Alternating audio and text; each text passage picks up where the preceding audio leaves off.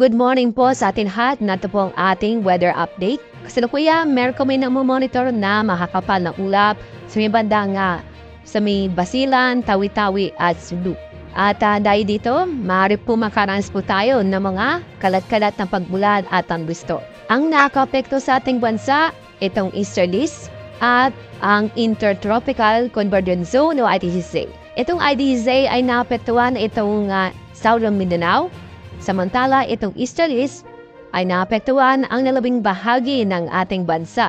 Wala po tayong namomonitor na low pressure area o bagyo sa loob ng ating Philippine Area of Responsibility at doon din po sa may dagat Pasipiko.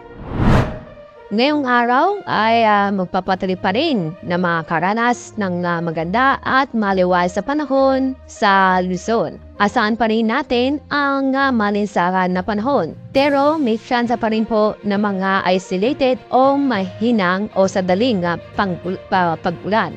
Mataas pa rin ang temperatura sa Metro Manila na kung saan abot pa rin ng 36 degrees Celsius. Sa Tuguegarao, bahagyang mas mataas naman ang temperatura kumpara sa Metro Manila na abot ng 37 degrees Celsius. Sa Lawag City at sa Legazpi City, ang forecast maximum temperature ay 33 degrees Celsius.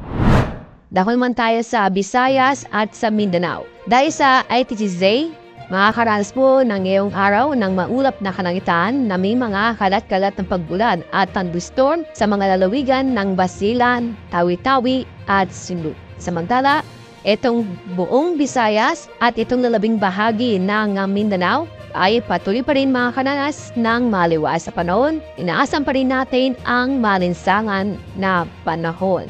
Sa Calayan Islands at sa Puerto Princesa, kasama na rin po itong Davao City na kung saan aabot ng 34 degrees Celsius.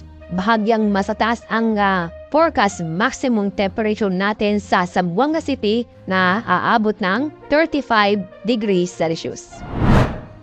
Sa ating 3-day weather outlook, inyo makikita sa ilang lugar po sa Luzon at yun din po sa Visayas na kung saan ay magpapatuloy pa rin tayo na makakaranas ng maganda at maliwas sa panahon. Asahan pa rin natin ang malinsangan na panahon. Maniba lang po sa mga isolated o yung sandaling pagbulan.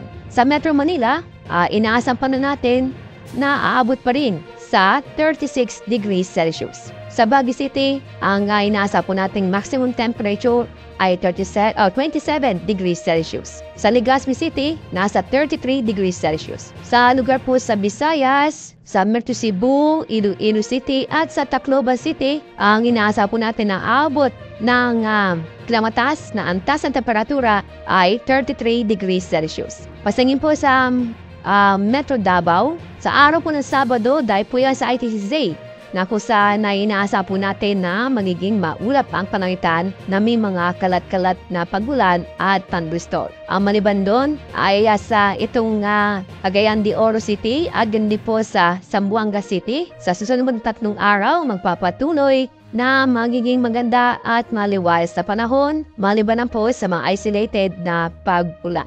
Sa pag-usapan natin itong forecast maximum temperature, itong Zamboanga City na inaasahan po natin na abot ng 34 hanggang 35 degrees Celsius. Sa Metro Davao ay abot ng 33 hanggang 34 degrees Celsius.